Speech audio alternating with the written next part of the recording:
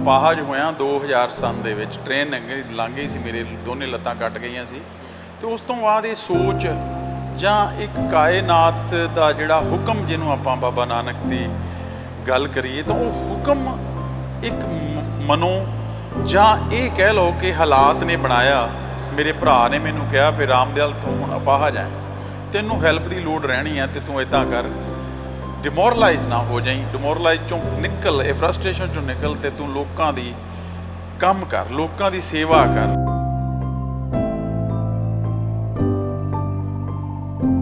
ਜੋ ਜਿਹੜੇ ਗਰੀਬ ਬੱਚੇ ਆ ਉਹਨਾਂ ਦੀਆਂ ਲੱਤਾਂ ਵਗੈਰਾ ਸਹੀ ਨਹੀਂ ਗਿਆ, ਉਹਨਾਂ ਲਈ ਤਾਂ ਮੈਂ ਡਾਕਟਰ ਬਣਨਾ ਚਾਹੁੰਦਾ ਗਾ।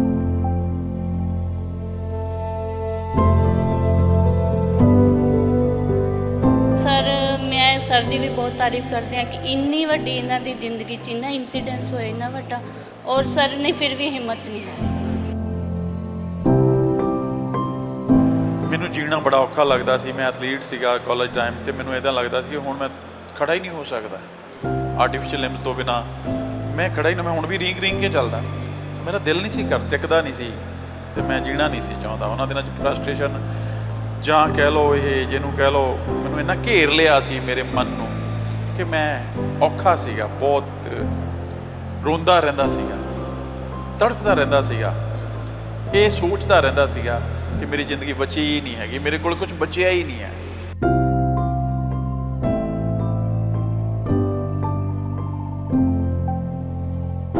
ਮੈਨੂੰ ਮੇਰੀ ਮਾਂ ਦੇ ਪੈਰਾਂ ਦੇ ਵਿੱਚ ਵਿਆਹੀਆਂ ਪਾਟੀਆਂ ਹੁੰਦੀਆਂ ਸੀ। ਮੈਂ ਬਹੁਤ ਵਾਰੀ ਬਚਪਨ 'ਚ, ਤੁਹਾਨੂੰ ਰਿਐਲਿਟੀ ਦੱਸਦਾ, ਕਿ ਉਹਨਾਂ 'ਚ ਮੋਮ ਪਾਉਂਦਾ ਹੁੰਦਾ ਸੀ।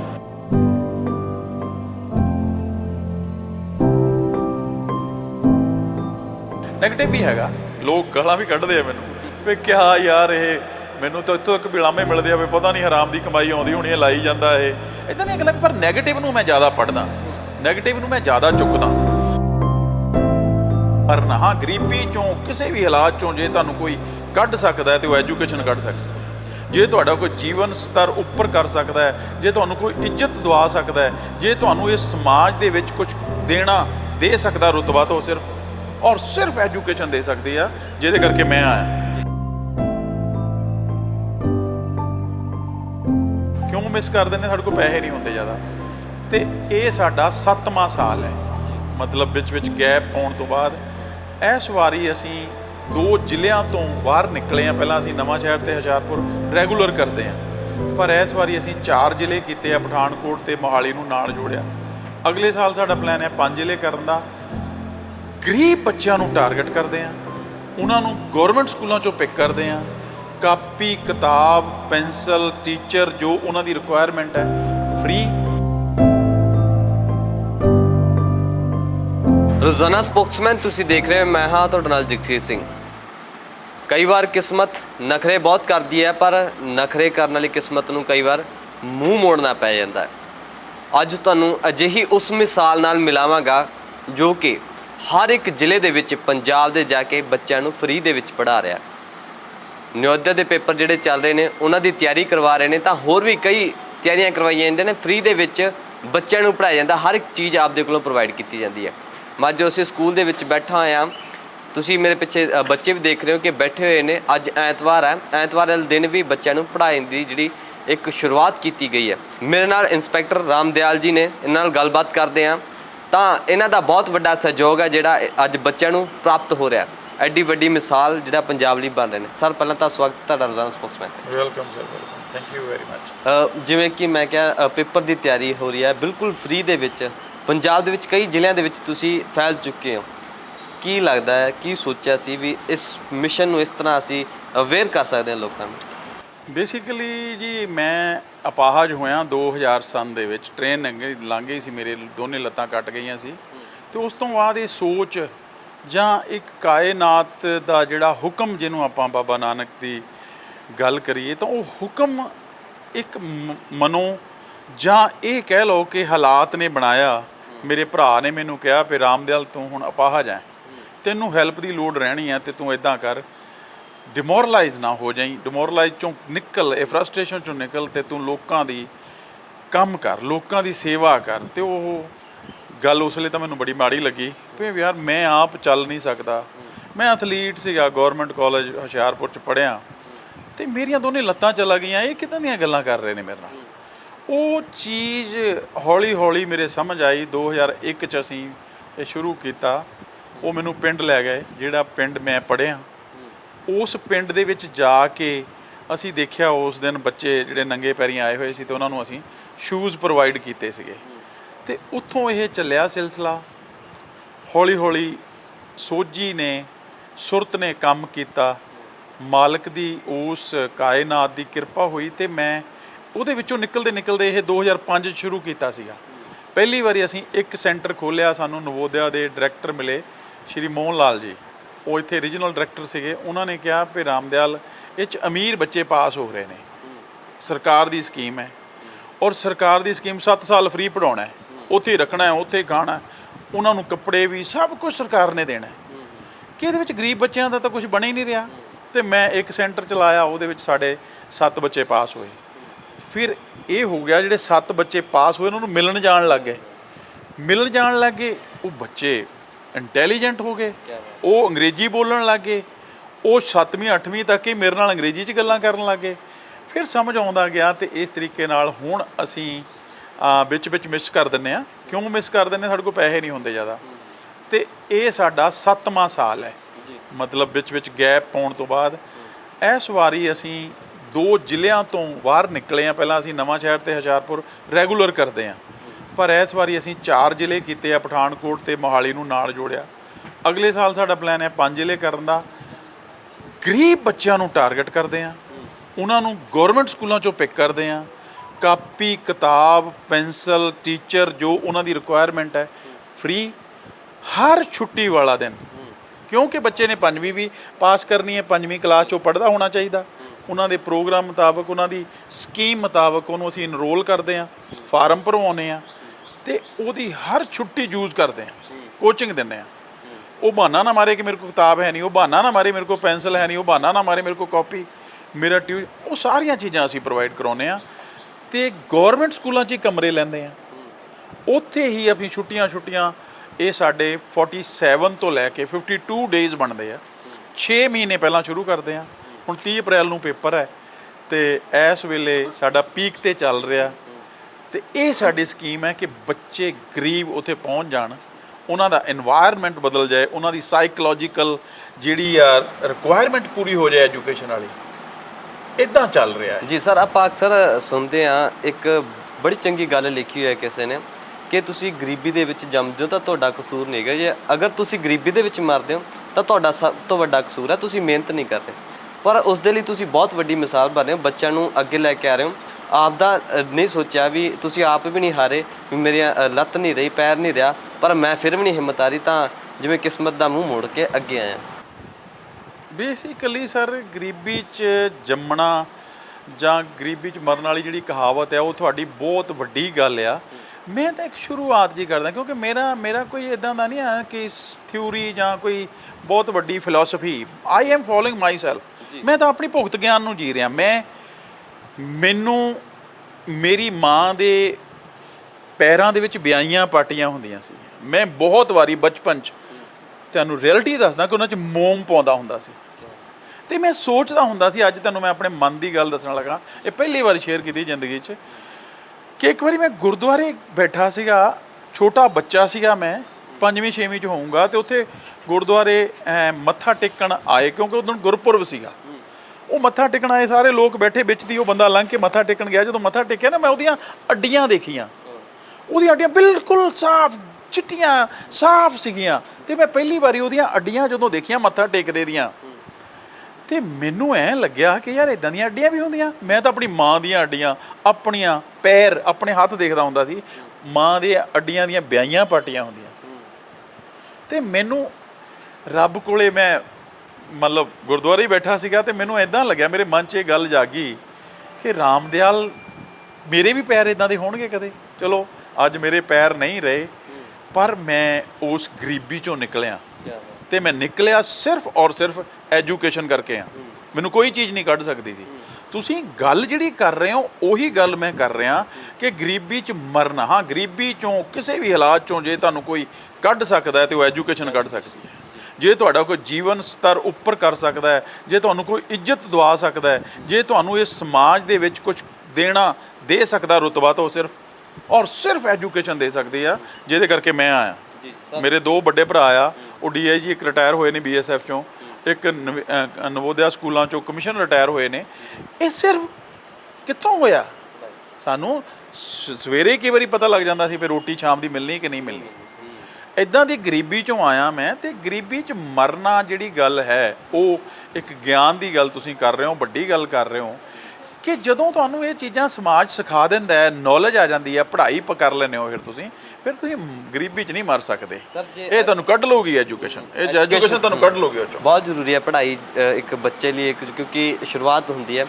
ਸਰ ਤੁਸੀਂ ਅਕਸਰ ਆਉਂਦੇ ਹੋ, ਅਕਸਰ ਜ਼ਿਲ੍ਹਿਆਂ ਦੇ ਵਿੱਚ ਜਾਂਦੇ ਹੋ, ਜਿੱਥੇ ਵੀ ਤੁਸੀਂ ਇਹ ਪ੍ਰੋਗਰਾਮ ਕਰਵਾਉਂਦੇ ਹੋ ਬੱਚਿਆਂ ਨੂੰ ਪੜ੍ਹਾਉਣ ਦਾ, ਤਾਂ ਕਦੇ ਫੀਲ ਨਹੀਂ ਹੁੰਦਾ ਵੀ ਮੈਂ ਅੱਜ ਤੁਰਿਆ ਫਿਰਦਾ ਬੱਚਿਆਂ ਲਈ ਮਿਸਾਲ ਬਣਿਆ, ਪਰ ਆਪਦੇ ਆਪ ਨੂੰ ਕਦੇ ਦੇਖ ਕੇ ਵੀ ਮੈਂ ਅੱਜ ਇੰਸਪੈਕਟਰ ਵੀ ਹਾਂ, ਮੈਂ ਉਸ ਥਾਂ ਤੋਂ ਉੱਠਿਆ ਜਿੱਥੇ ਕੁਝ ਵੀ ਨਹੀਂ ਸੀਗਾ, ਮੈਂ ਹਿੰਮਤ ਨਹੀਂ ਹਾਰੀ, ਪਰ ਅੱਜ ਮੈਂ ਉੱਥੇ ਪਹੁੰਚਿਆ ਬੱਚਿਆਂ ਨੂੰ ਵੀ ਉਹ ਮੁਕਾਮ ਹਾਸਿਲ ਕਰਨਾ। ਮੈਂ ਇੱਕ ਬੱਚੇ ਨਾਲ ਗੱਲਬਾਤ ਕਰ ਰਿਹਾ ਸੀ, ਉਹ ਕਹਿੰਦੇ ਵੀ ਮੈਂ ਡਾਕਟਰ ਬਣਨਾ, ਸਰ ਦੀਆਂ ਲੱਤਾਂ ਨਹੀਂ ਹੈਗੀਆਂ, ਪਰ ਮੈਂ ਜਿਨ੍ਹਾਂ ਦੀਆਂ ਲੱਤਾਂ ਨਹੀਂ ਹੁੰਦੀਆਂ ਉਹਨਾਂ ਲਈ ਡਾਕਟਰ ਬਣਨਾ, ਉਹਨਾਂ ਦੀ ਫ੍ਰੀ 'ਚ ਸੇਵਾ ਕਰਾਂਗਾ। ਵਾਓ, ਇਹ ਬੱਚੇ ਦਾ ਉਹਦਾ ਮਤਲਬ ਕਦਰ ਆ, ਜਾਂ ਉਹਦੇ ਮਨ 'ਚ ਕਰਮਾਨ ਜਾਗ ਰਿਹਾ ਮੈਨੂੰ ਦੇਖ ਕੇ ਜਾਂ ਕਿਸੇ ਨੂੰ ਵੀ ਦੇਖ ਕੇ, ਇਹ ਬਹੁਤ ਵੱਡੀ ਗੱਲ ਆ। ਬਸ ਇਹੀ ਆ, ਚਿਣਗ ਲਾਉਣੀ, ਅੱਗ ਲਾਉਣੀ ਇਹਨਾਂ ਦੇ ਅੰਦਰ ਭਾਂਬੜ ਬਾਲ ਦੇਣਾ ਕਿ ਐਜੂਕੇਸ਼ਨ ਤੋਂ ਬਿਨਾਂ ਨਹੀਂ ਹੋਣਾ। ਇਹ ਗਰੀਬੀ ਤਾਂ ਬਹੁਤ ਛੋਟੀਆਂ ਚੀਜ਼ਾਂ, ਇਹ ਸਮਾਜ ਤੁਹਾਨੂੰ ਫੋਲੋ ਕਰਨ ਲੱਗ ਜਾਏਗਾ, ਤੁਸੀਂ ਮੈਂਟਰ ਬਣ ਜਾਓਗੇ ਲੋਕਾਂ ਦੇ, ਸਿਰਫ ਐਜੂਕੇਸ਼ਨ ਕਰਕੇ। ਇਹੀ ਅੱਗ ਮੈਂ ਲਾਉਣਾ, ਇਸ ਅੱਗ ਨੇ ਮੈਨੂੰ ਉਸ ਗਰੀਬੀ 'ਚੋਂ ਕੱਢਿਆ, ਇਸ ਅੱਗ ਨੇ, ਇਸ ਪੜ੍ਹਾਈ ਨੇ ਹੀ ਮੈਨੂੰ UNO ਤੱਕ ਲੈ ਗਈ। ਮੈਂ UNO ਦੁਨੀਆ ਦੀ ਸਭ ਤੋਂ ਵੱਡੀ ਪੰਚਾਇਤ ਹੈ, ਉੱਥੇ ਨੌਕਰੀ ਕਰਕੇ ਆਇਆ ਸਿਰਫ ਔਰ ਸਿਰਫ ਪੜ੍ਹਾਈ ਕਰਕੇ। ਇਹੀ ਮੈਂ ਭੁਗਤ ਗਿਆਨ 'ਚੋਂ ਹੀ ਗੱਲਾਂ ਇਹਨਾਂ ਨੂੰ ਦੱਸ ਰਿਹਾ। ਇਹ 5ਵੀਂ ਦੇ ਬੱਚੇ ਨੇ, ਬਹੁਤ ਘੱਟ ਸਮਝਦੇ ਨੇ। ਮੈਂ ਟਾਰਗੇਟ ਕਰਦਾ +1 +2 ਦੇ ਬੱਚਿਆਂ ਨੂੰ। ਭਗਤ ਸਿੰਘ ਦੇ ਪਿੰਡ ਅਸੀਂ ਹਰ ਸਾਲ ਫੰਕਸ਼ਨ ਕਰਦੇ ਹਾਂ, 500 ਬੱਚਿਆਂ ਨੂੰ ਲਿਜਾਂਦੇ ਹਾਂ। ਇੱਦਾਂ ਦੀਆਂ ਛੋਟੀਆਂ ਗੱਲਾਂ ਕਰੀ ਜਾਂਦੇ ਹਾਂ। ਪਰ ਆਹ ਜਿਹੜੀ ਤੁਸੀਂ ਗੱਲ ਦੱਸੀ ਆ ਕਿ ਬੱਚੇ ਨੇ ਬੋਲਿਆ ਕਿ ਜਿਨ੍ਹਾਂ ਦੀਆਂ ਲੱਤਾਂ ਨਹੀਂ ਆ ਮੈਂ ਉਹਨਾਂ ਦੀਆਂ ਸੇਵਾ ਕਰਾਂਗਾ, ਇਹ ਸ਼ਾਇਦ ਇੱਦਾਂ ਹੀ ਚਿਣਗ ਲੱਗੀ ਹੋਣੀ ਆ, ਇੱਦਾਂ ਹੀ ਗੱਲ ਹੋਈ ਹੋਣੀ ਆ, ਤੇ ਇੱਦਾਂ ਦੀ ਚਿਣਗ ਲਾਉਣ ਦਾ ਹੀ ਮੇਰਾ, ਇੱਦਾਂ ਦੀ ਅੱਗ ਲਾਉਣ ਦਾ ਹੀ, ਇੱਦਾਂ ਦੇ ਭਾਂਬੜ ਜਗਾਉਣ ਦਾ ਹੀ ਮੇਰਾ ਮਿਸ਼ਨ ਆ, ਜਿਹਦਾ ਨਾਮ ਹੈ ਅਵੇਅਰਨੈਸ ਮਿਸ਼ਨ ਰੱਖਿਆ। Awareness, inner awareness. ਮੈਂ ਇਹਨਾਂ ਤੋਂ ਇਹ ਨਹੀਂ ਦੇਖਦਾ ਕਿ ਗਰੀਬ ਨੇ, ਮੈਂ ਇਹਨਾਂ ਨੂੰ ਇੱਦਾਂ ਦੇਖਦਾ ਕਿ ਰਾਮ ਦਿਆਲ ਨੇ, ਇਹ ਸ਼ਾਮ ਦਿਆਲ ਨੇ, ਇਹ ਵੀ ਇੱਦਾਂ ਹੀ ਆ ਸਕਦੇ ਜਿੱਦਾਂ ਮੈਂ ਗਿਆ। ਮੈਂ ਜੇ ਪੜ੍ਹ ਕੇ UN ਤੱਕ ਜਾ ਸਕਦਾ, ਤਾਂ ਇਹ ਤਾਂ ਦੁਨੀਆ ਦੀਆਂ ਵੱਡੇ ਸੰਗਠਨ ਬਣ ਰਹੇ, ਪਹੁੰਚ ਜਾਣਗੇ। ਬਸ ਇੱਕੋ ਹੀ ਚੀਜ਼ ਹੈ ਕਿ ਇਹਨਾਂ ਨੂੰ ਉਸ এনवायरमेंट ਚੋਂ ਕੱਢਣ ਦੀ ਲੋੜ ਹੈ ਜਿੱਥੇ ਇਹ ਰੋਜ਼ ਧੱਕੇ ਖਾ ਰਹੇ ਆ। ਤੇ ਨਵੋਦਿਆ ਇੱਕ ਇੱਦਾਂ ਦਾ ਇੰਸਟੀਟਿਊਸ਼ਨ ਹੈ ਜਿੱਥੇ ਉਹ ਰੱਖਦੇ ਆ, ਰਹਿੰਦੇ ਉੱਥੇ, ਖਾਂਦੇ ਪੀਂਦੇ ਸਾਰਾ ਕੁਝ ਸਰਕਾਰੀ ਆ, ਬਸ ਉੱਥੇ ਪਹੁੰਚਾਉਣਾ ਇਹਨਾਂ ਨੂੰ। ਇਹ ਮੈਂ ਕਰ ਰਿਹਾ। ਸਰ ਸਾਰਾ ਦਿਨ ਫਿਰ ਇਹ ਜਿਵੇਂ ਮੈਨੇਜ ਕਰਦੇ ਹੋ, ਚੰਡੀਗੜ੍ਹ ਪੁਲਿਸ ਦੇ ਵਿੱਚ ਇੰਸਪੈਕਟਰ ਵੀ ਹੋ ਤੁਸੀਂ, ਤਾਂ ਇਸ ਨੂੰ ਕਿਸ ਤਰ੍ਹਾਂ ਦੇਖਦੇ ਹੋ? ਬੱਚਿਆਂ ਦੇ ਵੱਲ ਧਿਆਨ ਰੱਖਣਾ, ਆਪਣੀ ਸਿਹਤ ਵੱਲ ਧਿਆਨ ਰੱਖਣਾ, ਕਿਵੇਂ ਸਾਰਾ ਕੁਝ ਕਰ ਲੈਂਦੇ ਤੁਸੀਂ? ਬੇਸਿਕਲੀ ਸਰ, ਇਹ ਕੁਐਸਚਨ ਦਾ ਤੁਹਾਡਾ ਜਵਾਬ ਇੰਨਾ ਕਿ ਮੇਰਾ ਸੱਚ ਆ ਕਿ ਜਦੋਂ ਤੁਹਾਡੇ ਕਿਤੇ ਚਿਣਗ ਬਲ ਰਹੀ ਹੈ ਨਾ, ਤੁਹਾਡੇ ਰੌਸ਼ਨੀ ਅੰਦਰ ਹੋ ਗਈ ਹੈ ਨਾ, ਤੇ ਉਦੋਂ ਤੁਸੀਂ ਟਿਕ ਕੇ ਨਹੀਂ ਫਿਰ ਬੈਠਦੇ, ਉਦੋਂ ਤੁਸੀਂ ਟਿਕ ਹੀ ਨਹੀਂ ਸਕਦੇ। ਮੇਰੇ ਨਾਲ ਮੇਰੇ ਸਾਥੀ ਵੀ ਤੁਹਾਨੂੰ ਮਿਲਾਉਂਗਾ, ਸਰਦਾਰ ਕਿਰਪਾਲ ਸਿੰਘ ਜੀ ਨੇ, ਉਹਨਾਂ ਨੇ ਇੱਦਾਂ ਦੇ ਹੋਰ ਬੰਦੇ ਨੇ, ਕਿਰਪਾਲ ਸਿੰਘ ਜੀ ਮੇਰੇ ਸਰਾਊਂਡਿੰਗ 'ਚ ਰਹਿੰਦੇ ਨੇ। ਉਹ, ਮੈਂ ਆਪਣੀ ਗੱਲ ਤੁਹਾਨੂੰ ਦੱਸਦਾ, ਮੇਰੇ ਕੋਲ ਅੱਜ ਬੈਠੇ ਨੇ, ਉਹ ਆ ਜਾਣਾ ਉਹਨਾਂ ਨੇ, ਉਹ ਹੈਗੇ ਨੇ ਹਰਨੇਕ ਸਿੰਘ ਚੁੰਨੀ। ਇੱਕ ਦਿਨ ਮੈਂ ਉਹਨਾਂ ਨੂੰ ਕੁਐਸਚਨ ਪੁੱਛਿਆ ਕਿ ਜਪਜੀ ਸਾਹਿਬ ਮੈਂ ਗਾਉਂਦਾ ਸਵੇਰੇ ਉੱਠ ਕੇ, ਤੇ ਮੈਂ ਉਹਨਾਂ ਨੂੰ ਕਿਹਾ ਕਿ ਯਾਰ ਕੀ ਲਿਖਿਆ, ਜੀ ਜਾਤ ਰੰਗਾਂ ਕੇ ਨਾਉ ਸਭ ਨਾਲ ਲਿਖਿਆ ਬੁੜੀ ਕਲਾਉ। ਮੈਂ ਬਾਬੇ ਦੀ ਗੱਲ ਉਹਨਾਂ ਨਾਲ ਸ਼ੇਅਰ ਕੀਤੀ ਵੀ ਮੈਨੂੰ ਨਹੀਂ ਲੱਗਦਾ ਵੀ ਜਾਤ ਬੁੜੀ ਕਲਾਮ ਨੇ ਲਿਖੀ ਹੋਏਗੀ, ਠੀਕ ਹੈ ਨਾ। ਜੀ ਲੋਕਾਂ ਬਣਾਏ ਆ, ਜੀਵ ਬਣਾਏ ਆ, ਜੰਤ ਬਣਾਏ ਆ, ਤੇ ਇਹ ਜਾਤ ਵੀ ਬਣਾਈ ਆ ਰੱਬ ਨੇ, ਬੁੜੀ ਕਲਾਮ ਨੇ, ਵੱਡੀ ਕਲਮ ਨੇ ਲਿਖੀ ਆ। ਉਹਨੇ ਮੈਨੂੰ ਸਮਝਾਇਆ ਕਿ ਨਹੀਂ, ਇਹ ਜੰਤ ਆ, ਜਾਤ ਨਹੀਂ ਹੈ ਇਹ, ਜਾਤ ਨਾ ਪੜੋ ਇਹਨੂੰ। ਇੱਦਾਂ ਦੇ ਮਿਲ ਕੇ ਅੱਗੇ ਚੱਲੀ ਜਾਂਦੇ। ਉਹ ਮੇਰੇ ਮੈਂਟਰ ਨੇ, ਹਰ ਕੋਈ ਬੰਦਾ ਮੈਂਟਰ ਆ, ਉਹ ਬੰਦਾ ਤੁਹਾਡਾ ਚਾਨਣ ਮਨਾਰਾ ਆ, ਤੇ ਤੁਸੀਂ ਚੱਲੀ ਜਾਂਦੇ ਹੋ। ਅੱਜ ਕੱਲ੍ਹ ਮੇਰੇ ਨਾਲ ਇੱਕ ਮੇਰੇ ਦੋਸਤ ਆ, ਉਹ ਉਹਨਾਂ ਦੇ ਬ੍ਰਦਰ ਨੇ ਬਹੁਤ ਕੰਮ ਕੀਤਾ, ਰਮੇਸ਼ ਜੀ ਉਹਨਾਂ ਦਾ ਨਾਂ ਆ, ਤੇ ਉਹ ਵੀ ਤੁਹਾਨੂੰ ਸ਼ਾਇਦ ਮਿਲਣਗੇ। ਉਹ ਬੰਦੇ ਨੂੰ ਮੈਂ ਫੋਲੋ ਕਰਦਾ ਸੀਗਾ ਪਿੰਡਾਂ 'ਚ ਜਾ ਕੇ, ਉਹ ਪਿੰਡਾਂ 'ਚ ਜਾ ਕੇ ਜੋਤਾਂ ਜਗਾਉਂਦਾ ਸੀ, ਇਹੀ ਮੋਟੀਵੇਟ ਕਰਦਾ ਸੀ ਲੋਕਾਂ ਨੂੰ ਐਜੂਕੇਸ਼ਨ ਲਈ। ਠੀਕ ਹੈ ਨਹੀਂ, ਰਾਓ ਵਰਿੰਦਰਾ ਉਹਦਾ ਨਾਂ ਸੀ। ਮੈਂ 2 ਦਿਨ ਉਹਦੇ ਨਾਲ ਗਿਆ ਪਿੰਡਾਂ 'ਚ, ਆਪਣੀ ਕਾਰ 'ਚ ਬਿਠਾ ਕੇ ਲੱਗਿਆ। ਤੇ ਜਦੋਂ ਗਿਆ ਮੈਂ ਦੇਖਿਆ ਯਾਰ ਇਹ ਤਾਂ ਕਮਾਲ ਦਾ ਬੰਦਾ, ਥੱਕਦਾ ਹੀ ਨਹੀਂ। ਮੋਟਰਸਾਈਕਲ ਤੇ 300 ਕਿਲੋਮੀਟਰ ਦਿਹਾੜੀ ਚੱਲਦਾ। ਇੱਦਾਂ ਤੁਹਾਡੇ ਆਲੇ ਦੁਆਲੇ ਜੋਤਾਂ ਜਗਦੀਆਂ ਨੇ, ਤੁਸੀਂ ਉਹਨਾਂ ਨੂੰ ਜਦੋਂ ਪੜ੍ਹ ਲੈਂਦੇ ਹੋ, ਉਹਨਾਂ ਨੂੰ ਖਾ ਲੈਂਦੇ ਹੋ, ਪੀ ਲੈਂਦੇ ਹੋ, ਤੁਰੇ ਫਿਰਦੇ ਹੋ। ਮੇਰੇ ਵੀ ਅੱਗ ਲੱਗੀ ਹੋਈ ਹੈ, ਮੈਂ ਵੀ ਤੁਰਿਆ ਫਿਰਦਾ। ਤੇ ਸਹਿਯੋਗ ਕਿਵੇਂ ਰਹਿੰਦਾ ਇੱਥੇ ਬੱਚਿਆਂ ਦਾ, ਤਾਂ ਮਾਪਿਆਂ ਦਾ ਸਹਿਯੋਗ ਕਿਵੇਂ ਰਹਿੰਦਾ? ਤੁਸੀਂ ਲਗਾਤਾਰ ਸਹਿਯੋਗ ਲਈ ਜੀ ਮੈਂ ਤੁਹਾਨੂੰ ਦੱਸਦਾ ਕਿ ਕਮੀ ਰਹਿੰਦੀ ਆ ਉਹਨਾਂ ਦੀ, ਪਰ ਅਸੀਂ ਮੋਟੀਵੇਟ ਕਰਦੇ ਰਹਿੰਦੇ ਆ। ਅੱਜ ਵੀ ਇੱਕ ਬੱਚੇ ਹੁਣ 2 ਲੇਟ ਆਏ ਆ, ਇਹ ਕੁੜੀਆਂ ਨੇ ਬੈਠੀਆਂ ਦੋਨੇ। ਹਾਂਜੀ ਹਾਂਜੀ। ਇਹਨਾਂ ਨੂੰ ਸਾਡੀ ਟੀਚਰ ਨੇ ਮੋਟੀਵੇਟ ਕੀਤਾ। ਪੂਨਮਜੀਤ ਆ, ਇਹ ਪਹਿਲੀ ਵਾਰ ਅਸੀਂ ਸੈਂਟਰ ਖੋਲਿਆ, ਪਹਿਲੀ ਵਾਰ ਸਾਡੀ, ਉਹਨੇ ਮੋਟੀਵੇਟ ਇੰਨਾ ਕਰ ਦਿੱਤਾ ਕਿ ਇਹ ਛੱਡ ਕੇ ਆ ਗਈਆਂ ਫੰਕਸ਼ਨ।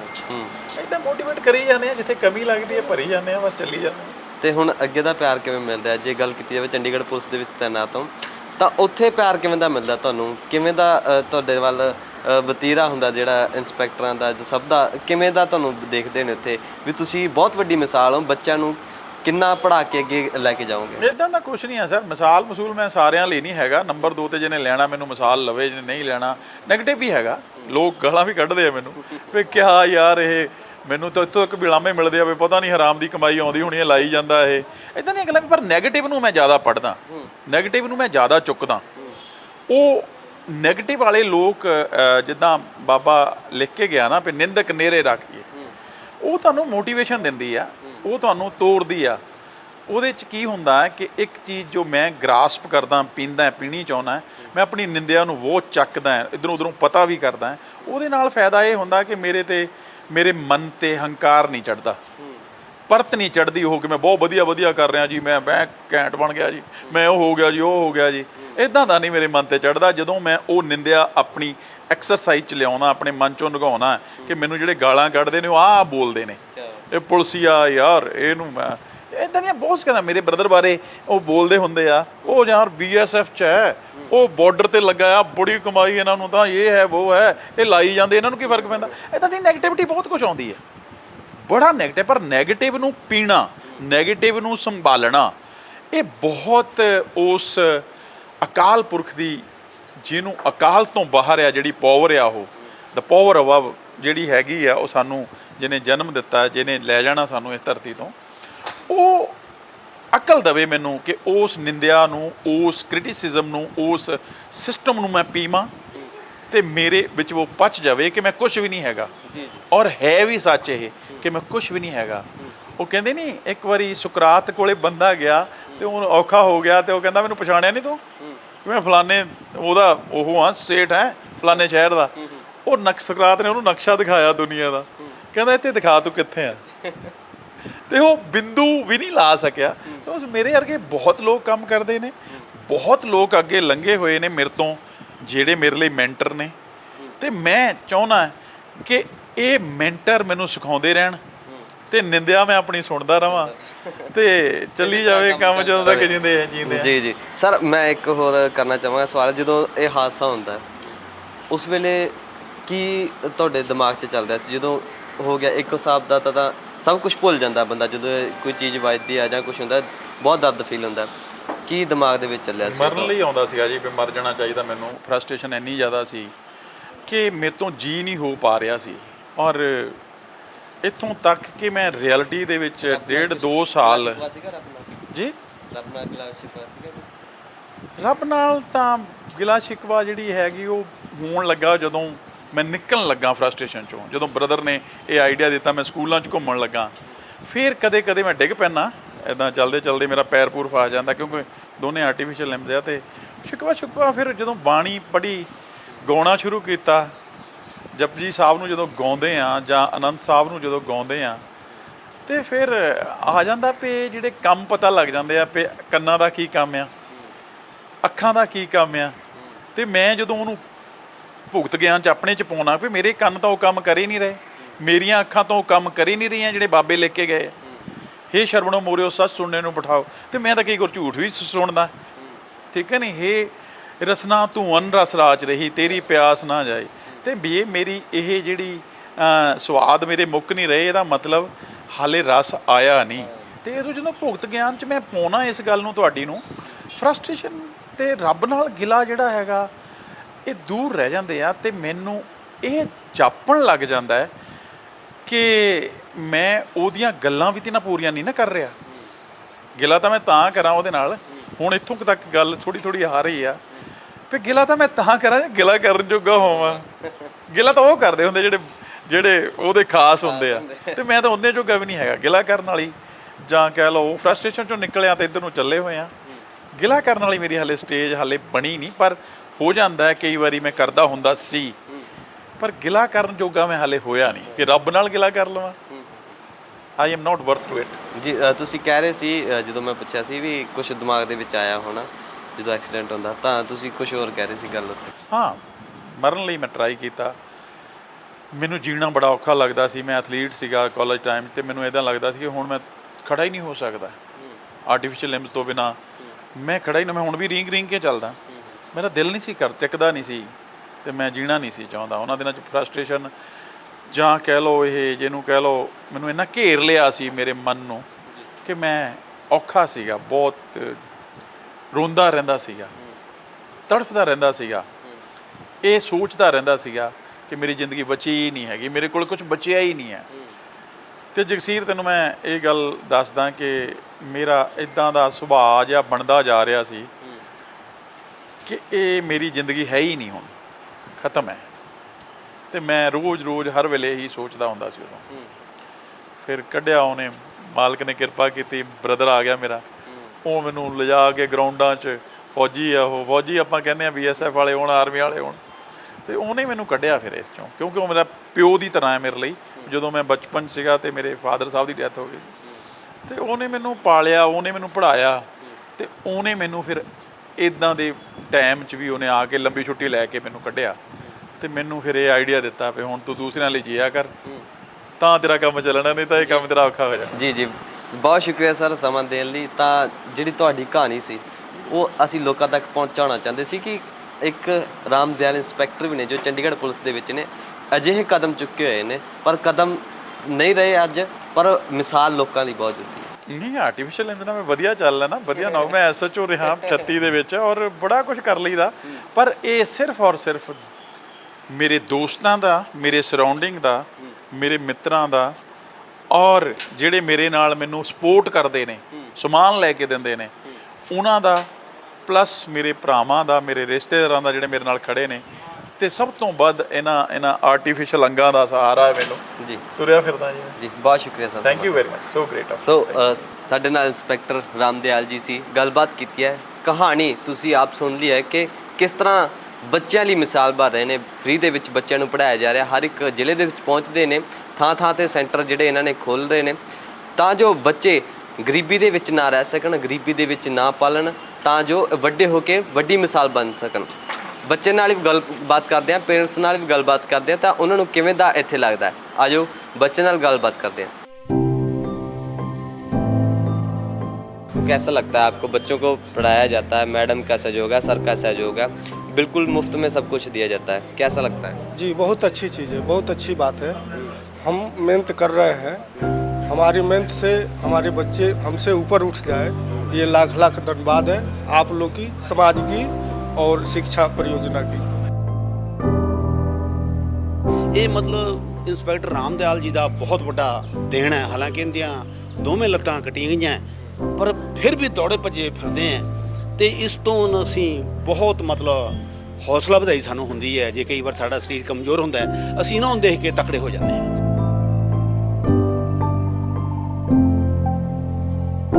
ਹੁਣ ਸਾਡੇ ਨਾਲ ਬੱਚੇ ਤੇ ਉਹਨਾਂ ਦੇ ਪਿਤਾ ਜਿਹੜੇ ਨੇ ਸਾਡੇ ਨਾਲ ਮੌਜੂਦ ਨੇ, ਜਿਹੜੀ ਵੱਡੀ ਇੱਕ ਮਿਸਾਲ ਪੈਦਾ ਹੋਈ ਹੈ। ਤੁਹਾਨੂੰ ਮੈਂ ਤਸਵੀਰਾਂ ਦਿਖਾ ਰਿਹਾ ਸੀ, ਤਾਂ ਨਾਲ ਗੱਲਬਾਤ ਕਰ ਰਹੇ ਹਾਂ, ਤੇ ਉਹਨਾਂ ਦੇ ਬੱਚੇ ਇੱਥੇ ਪੜ੍ਹਦੇ ਨੇ। आपके बच्चे यहाँ पढ़ते हैं, तो क्या सहयोग लगता है सबसे बड़ा जो रामदयाल जी ने किया हुआ है? सर मेरे को तो पूरा सहयोग लग रहा था कि मेरा बच्चा नवोदय में निकल जाएगा। मेरे बच्चे पे हौसला है सर। इस सब मैं क्या आगे कहूँ, सर का बहुत आभार वर्कआउट करता हूँ सर। ये मतलब आपके बच्चे को पूरी सपोर्ट कर रहे हैं, बच्चों को अपने पर्सनल टाइम में से निकाल के आप यहाँ पे आ रहे हैं और काम कर रहे हैं? जी सर, पर्सनल अपने टाइम में से निकाल कर आकर अपना काम भी कर रहे हैं, इसका सपोर्ट भी हो रहा है सर। बाकी पेरेंट्स को भी आप ऐसे मैसेज देते हो, क्योंकि ये अवेयरनेस का मिशन है जो लेके चले हुए, कि लगता है बाकी जो भी पेरेंट्स हैं वो भी इस रास्ते पे आएंगे, बच्चों को अच्छी सिखलाई देंगे। जी सर, मैं यही निवेदन करूंगा बच्चों के पेरेंट्स से, ताकि इसी तरह, मगर इधर आना चाहिए। हाँ। तुम्हारा नाम क्या है? आशीष। आशीष, आपकी तारीफ हो रही थी, आप बहुत इंटेलिजेंट हो। मिशन चलाया गया, सर का कैसा सहयोग लगता है? सर आते हैं, आपसे बात करते हैं, आपको पढ़ाई, किताबें, पेन वगैरह सब कुछ फ्री में देते हैं, कैसा लगता है? अच्छा लगता है, सर हमारे लिए इतना कुछ करते हैं, तो बड़े होके हम भी सर के लिए कुछ करेंगे। क्या बात है, बहुत बड़ा सोच रखा हुआ है। Yes sir. यहाँ पे आते हो, सभी बच्चे आते हो, कभी ऐसे तो नहीं हुआ अभी मैंने नहीं जाना, मैंने नहीं आना स्कूल में, पर सर आते हैं, फिर तुम लोग भी आते हो? Yes sir. अच्छा लगता है। Yes sir. ओके, तुम्हारा नाम क्या है? अनुज कुमार। तुम्हें अच्छा लगता है सर आते हैं, पढ़ाते हैं, मैडम पढ़ाते हैं? हाँ। क्या कुछ कोई डर तो नहीं लगता सर से भी, पुलिस वाले हैं? नहीं। नहीं लगता, वे मतलब प्यार से पढ़ाते हैं? सब कुछ अच्छा, खेलते हो अगर जो पहनने को, पढ़ने को सब कुछ मिलता है? हाँ।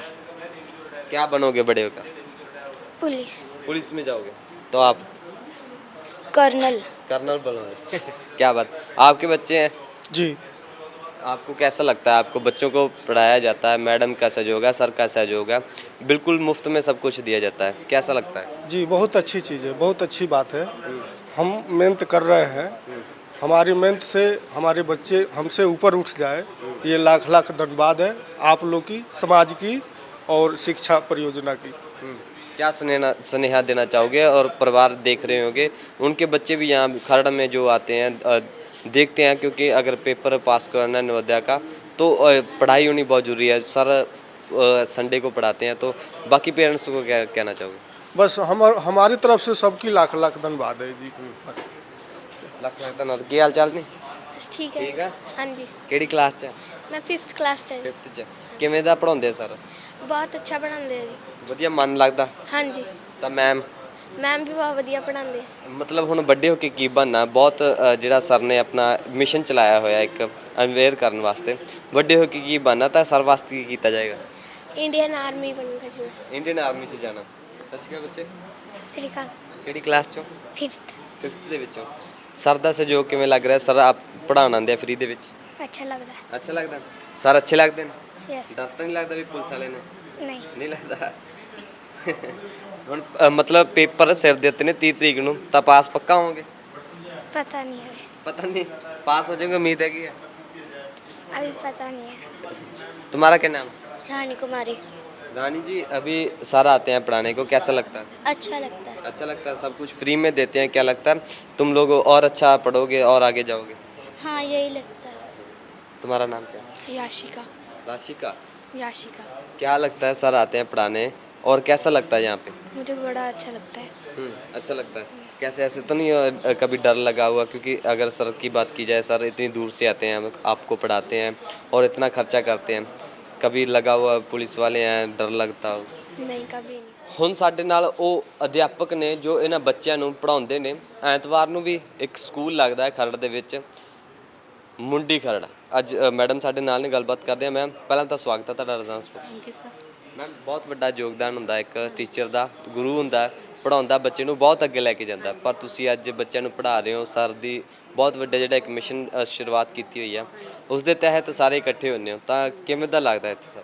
ਸਰ ਮੈਂ ਇਸ ਮਿਸ਼ਨ ਨਾਲ ਲਾਸਟ ਨਵੰਬਰ ਤੋਂ ਜੁੜੀ ਹੋਈ ਹਾਂ। ਫਸਟ ਟਾਈਮ ਹੈ ਕਿ ਮੈਂ ਇਸ ਮਿਸ਼ਨ ਨਾਲ ਜੁੜੀ, ਔਰ ਮੈਨੂੰ ਬਹੁਤ ਖੁਸ਼ੀ ਹੈ ਸਰ ਨੇ ਮੈਨੂੰ ਇਹ ਮੌਕਾ ਦਿੱਤਾ। ਆਈ ਐਮ ਵੈਰੀ ਹੈਪੀ ਕਿ ਮੈਂ ਬਹੁਤ ਖੁਸ਼ ਹਾਂ। ਮੈਂ ਇਸ ਮਿਸ਼ਨ ਨਾਲ ਜੁੜ ਕੇ ਮੈਂ ਦਿਲ ਤੋਂ ਚਾਹੁੰਦੀ ਹਾਂ ਕਿ ਮੈਂ ਇਹਨਾਂ ਬੱਚਿਆਂ ਲਈ ਕੁਝ ਕਰ ਸਕਾਂ, ਠੀਕ ਹੈ ਨਾ।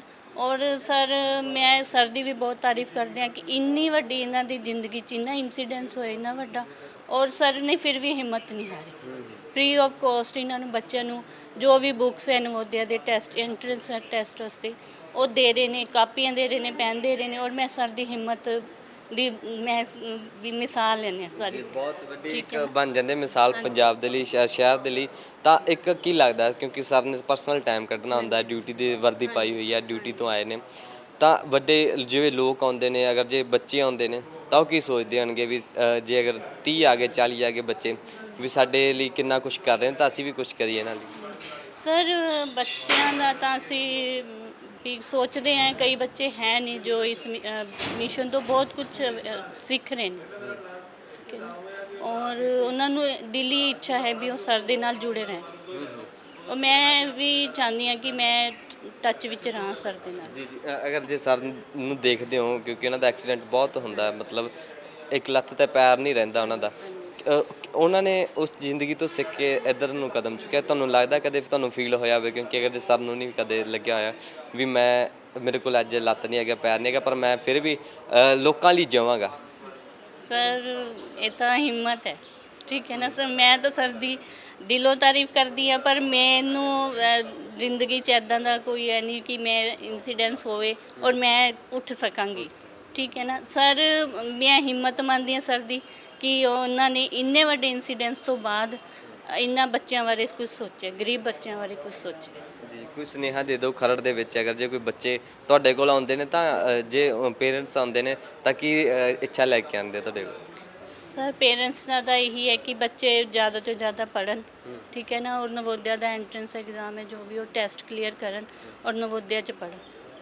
ਕਈ ਪੇਰੈਂਟਸ ਤਾਂ ਇੰਨਾ ਬੱਚਿਆਂ ਨੂੰ ਈਵਨ ਕਿ ਉਹ ਸਪੋਰਟ ਕਰ ਰਹੇ ਨੇ ਕਿ ਇੱਕ ਦਿਨ ਵੀ ਉਹਨਾਂ ਨੇ ਛੁੱਟੀ ਨਹੀਂ ਕਰਵਾਈ ਹੈਗੀ। ਜਿਵੇਂ ਆਸ਼ੀਸ਼, ਮੈਂ ਕਹਿ ਰਹੀ ਹਾਂ, ਦਲਜੀਤ, 2 ਬੱਚੇ ਤਾਂ ਇੱਦਾਂ ਨਹੀਂ, ਬਿਲਕੁਲ ਇਹਨਾਂ ਨੇ ਛੁੱਟੀ ਨਹੀਂ ਕੀਤੀ ਜਦੋਂ ਦੀ ਅਵੇਅਰਨੈਸ ਮਿਸ਼ਨ। ਕੀ ਨਾਮ ਹੈ ਬੱਚੇ?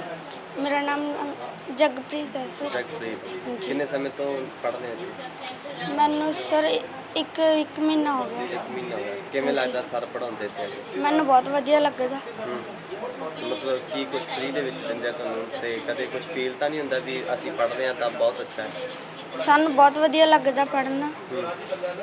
ਮੈਂ ਵੱਡਾ ਹੋ ਕੇ ਡਾਕਟਰ ਬਣਨਾ ਚਾਹੁੰਦਾ ਗਾ। ਮੈਨੂੰ ਸਰ ਵੀ ਬਹੁਤ ਵਧੀਆ ਲੱਗਦੇ ਆ। ਡਾਕਟਰ ਬਣਨਾ ਚਾਹੁੰਦੇ? ਹਾਂਜੀ। ਪਰ ਇੱਕ ਵਾਰ ਜੇ ਦੇਖਿਆ ਜਾਵੇ ਸਰ ਦੀ ਲੱਤ ਨਹੀਂ ਹੈਗੀ, ਪੈਰ ਨਹੀਂ ਹੈਗਾ, ਤਾਂ ਕਦੇ ਸੋਚਿਆ ਵੀ ਮੈਂ ਜੇ ਡਾਕਟਰ ਬਣ ਗਿਆ ਤਾਂ ਮੈਂ ਜ਼ਰੂਰ ਸਰ ਦੇ ਲਈ ਉਹ ਸੋਚਾਂਗਾ, ਕਰਾਂਗਾ? ਹਾਂਜੀ, ਮੈਂ ਸੋਚਿਆ ਸੀਗਾ ਜਿਹੜੇ ਗਰੀਬ ਬੱਚੇ ਆ ਉਹਨਾਂ ਦੀਆਂ ਲੱਤਾਂ ਵਗੈਰਾ ਸਹੀ ਨਹੀਂ ਗਿਆ, ਉਹਨਾਂ ਲਈ ਤਾਂ ਮੈਂ ਡਾਕਟਰ ਬਣਨਾ ਚਾਹੁੰਦਾ ਗਾ। ਅੱਛਾ, ਕੀ ਬਾਤ ਹੈ। ਤੂੰ ਕੀ ਬਣਨਾ ਚਾਹੁੰਦਾ ਬਈ? ਮੈਂ ਆਰਮੀ ਜੁਆਇਨ ਕਰਨਾ ਚਾਹੁੰਦਾ। ਆਰਮੀ ਜੁਆਇਨ ਕਰਨਾ। ਤੇ ਮਤਲਬ ਸਭ ਦਾ ਪਿਆਰ ਕਿਵੇਂ ਮਿਲਦਾ ਇੱਥੇ? ਚੰਗਾ ਪਿਆਰ ਮਿਲਦਾ। ਮਤਲਬ ਡਰ ਤਾਂ ਨਹੀਂ ਲੱਗਦਾ ਵੀ ਸਰ ਪੁਲਿਸ ਵਾਲੇ ਨੇ? ਨਹੀਂ। ਸਤਿ ਸ਼੍ਰੀ ਅਕਾਲ ਜੀ ਸਾਰਿਆਂ ਨੂੰ।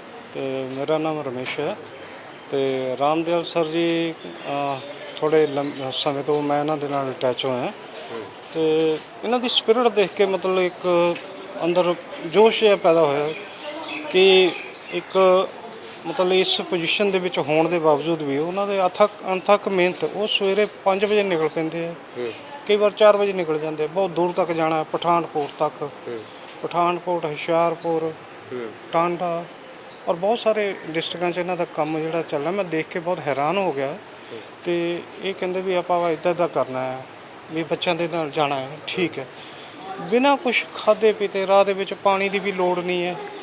ਕਹਿੰਦੇ ਕੋਈ ਪ੍ਰੋਬਲਮ ਨਹੀਂ, ਆਪਾਂ ਪਾਣੀ ਨਹੀਂ ਤਾਂ ਕਿਤੇ ਹੋਰ ਲੈ ਕੇ ਪੀ ਲਾਂਗੇ। ਆਪਾਂ ਉੱਥੇ ਬੱਚਿਆਂ ਤੱਕ ਪਹੁੰਚਣਾ ਜ਼ਰੂਰੀ ਹੈ ਕਿਉਂਕਿ ਬੱਚਿਆਂ ਦਾ ਟਾਈਮਿੰਗ ਹੁੰਦਾ ਸੀ, ਕਿਉਂਕਿ ਕਹਿੰਦੇ ਜੀ 12 ਵਜੇ ਤੱਕ ਟਾਈਮਿੰਗ ਆ ਤੇ ਹੁਣ 300 ਕਿਲੋਮੀਟਰ ਪਠਾਨਕੋਟ ਜਾਂਦਾ।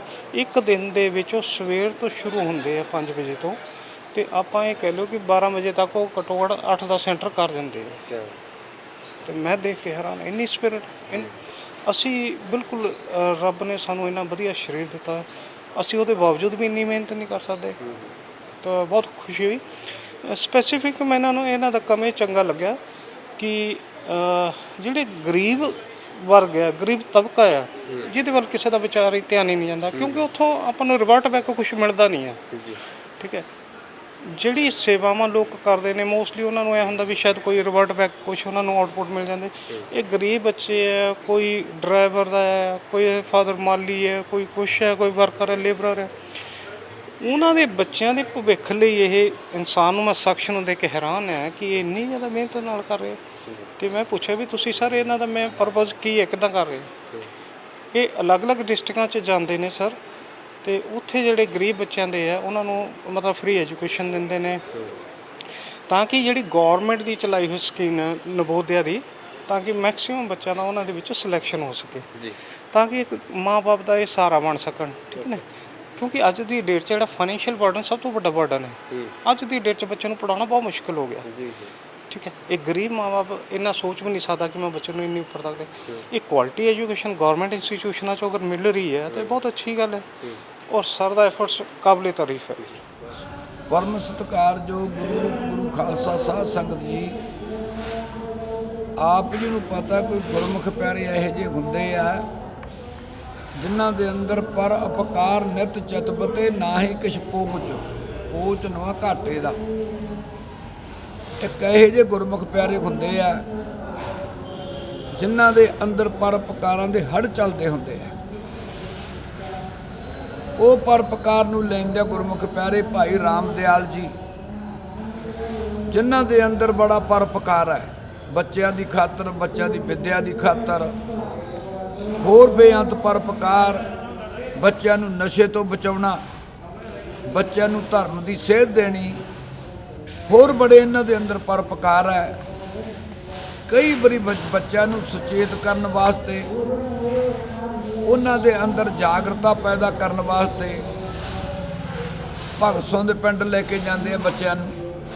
1600 ਬੱਚਾ ਲੈ ਕੇ ਜਾਣਾ, ਫਿਰ ਉਹਨਾਂ ਨੂੰ ਦਸਤਾਰਾਂ ਦੇਣੀਆਂ, ਉਹਨਾਂ ਨੂੰ ਕਾਪੀਆਂ, ਉਹਨਾਂ ਨੂੰ ਕਿਤਾਬਾਂ ਦੇਣੀਆਂ, ਤੇ ਫਿਰ ਮੇਰੇ ਵਰਗੇ ਗਰੀਬ ਬੰਦੇ ਦੀ ਡਿਊਟੀ ਵੀ ਲਾ ਦੇਣੀ ਵੀ ਤੁਸੀਂ ਉੱਥੇ ਲੰਗਰ ਲਾਇਓ।